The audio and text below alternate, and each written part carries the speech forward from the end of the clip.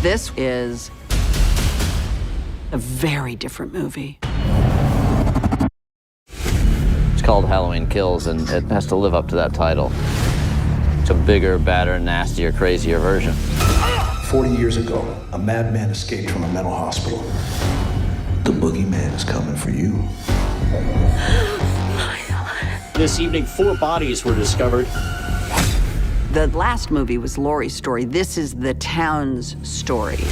Laurie, what do we do? We fight.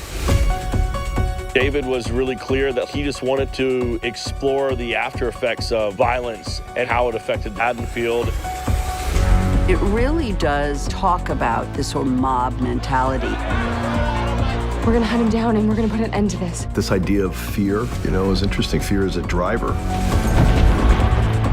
There's just nonstop action and blood. Evil dies tonight!